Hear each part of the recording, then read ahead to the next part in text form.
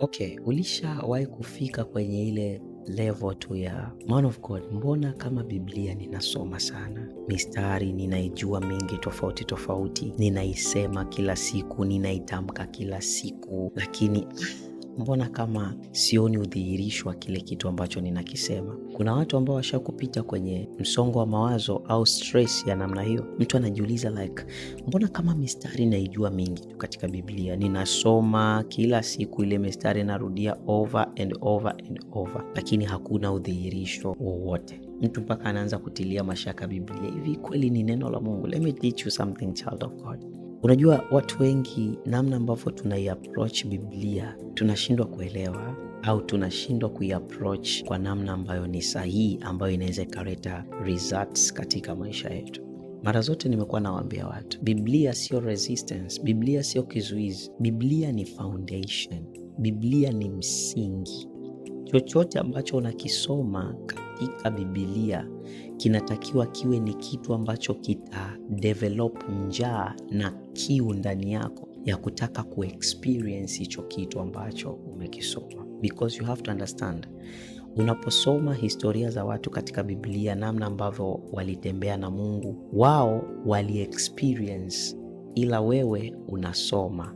Sasa maandiko hayapo tu uishie kusoma na kukalili, ila maandiko yapo kuchochea njaa ndani yako ya kutaka kufika kwenye level ya kuexperience kitu ambacho unakisoma. This is why tunao watu wengi ambao wanakalili mistari mizuri sana katika Biblia. Kwa mfano, kuna huu mstari ambao ni very famous, Yeremia 33 mstari wa 3, niite nami nitakuitikia, nitakuonyesha mambo makubwa na magumu usiyoyajua. Very powerful. Lakini mtu atakwambia, man of God, nimekuwa nikilisema hilo andiko over and over na sijaona manifestation yoyote. Zaidi ya yote nimemuita Mungu kama ambavyo hilo andiko linasema, lakini naona ndo nazidi kuteketea. Kitu ambacho unashindwa kuelewa ni kwamba hilo andiko kuambiwa wewe. Please, naomba unisikilize kwa sikio la kujifunza, usisikilize kwa sikio la kushindana. Please, I want you to pay attention.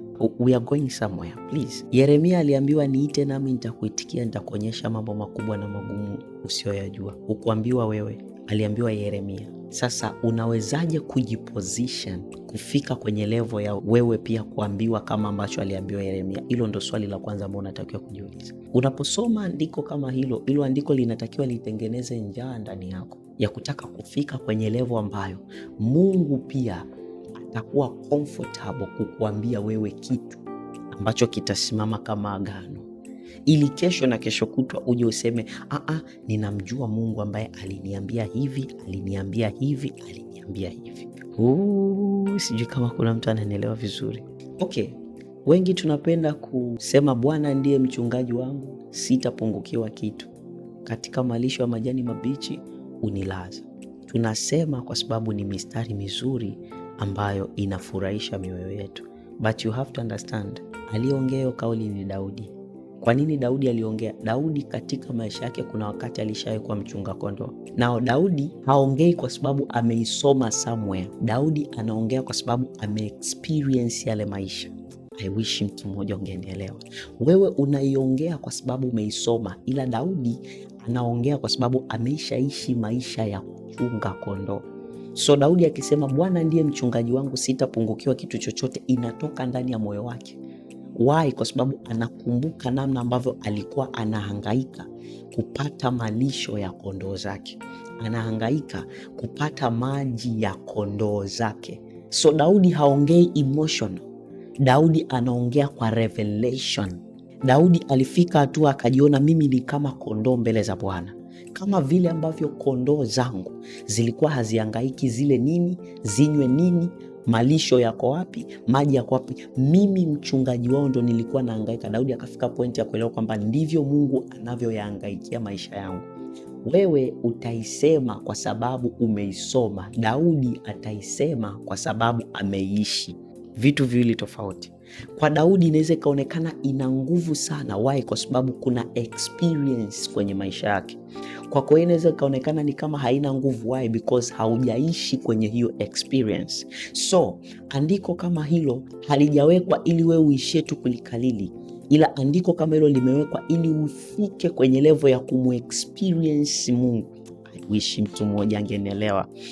So unaweza ukasoma andiko kama hilo usione upana wake au usione ukubwa wake. Why? Kwa sababu wewe umelikalili. Daudi hajalikalili, ameliishi. Naomba nikusaidia mfano mwingine.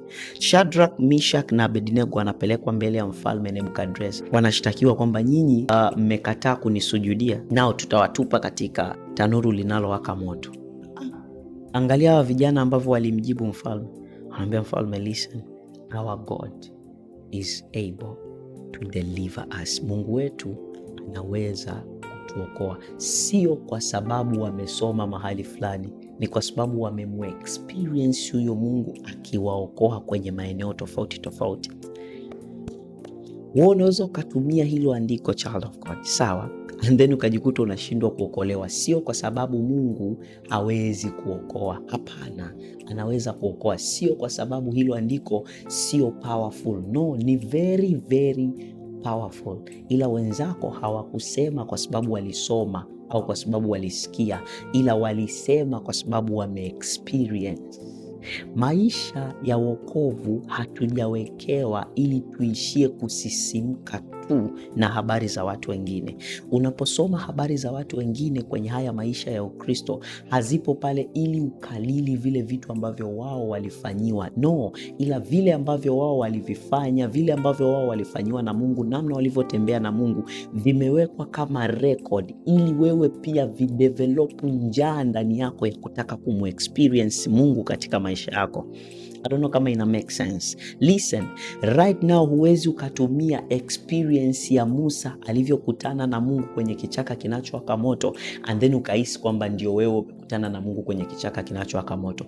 No, ila unaposoma habari ya Musa inatakiwa idevelop njaa ndani ya moyo wako kwamba kama Musa alikutana na Mungu kwenye kichaka kinachowaka moto, even me natamani nikutane na wewe Mungu. Sasa wewe inaweza isiwe ni kichaka kinawaka moto, child of God, ila kunaweza tu kukawa na situation fulani katika maisha yako ambayo inaweza ikamfanya Mungu come through.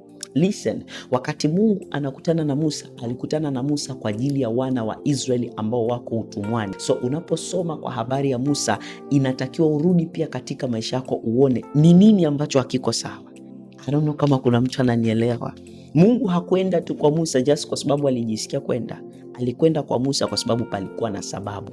Now when you desire an encounter with God, lazima panakuwa na sababu kwa nini unataka kukutana na Mungu.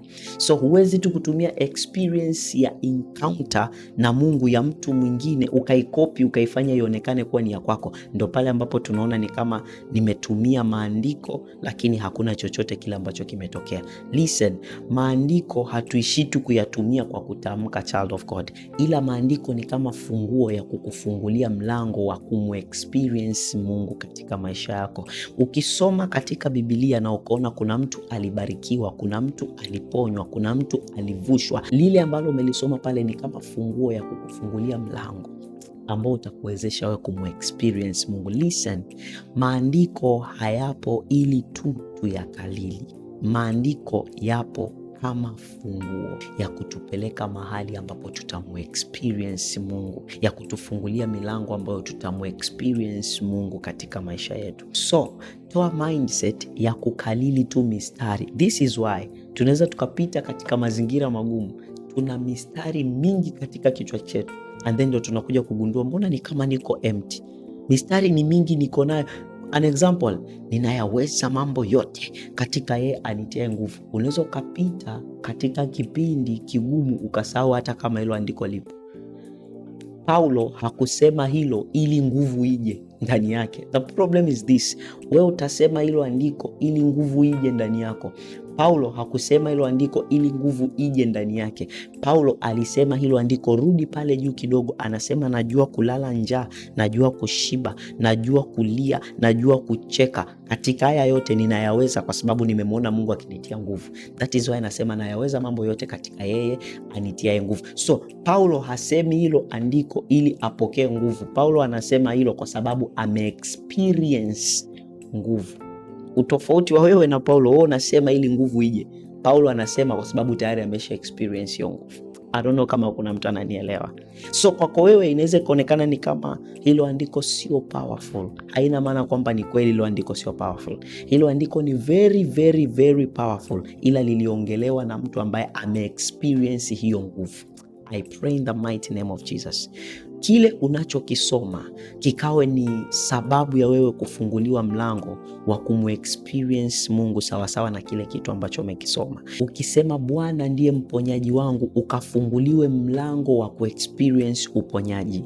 Ukisema Bwana ndiye bendera yangu ya ushindi, ukafunguliwe mlango wa kumu-experience Mungu ambaye atakushindia.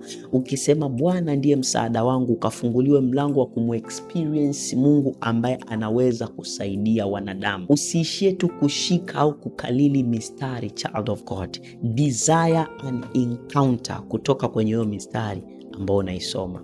Without encounter there is no manifestation of God. Unaweza ukawa na mistari mingi na ukashindwa kumanifest the power of God, but one encounter can change your life.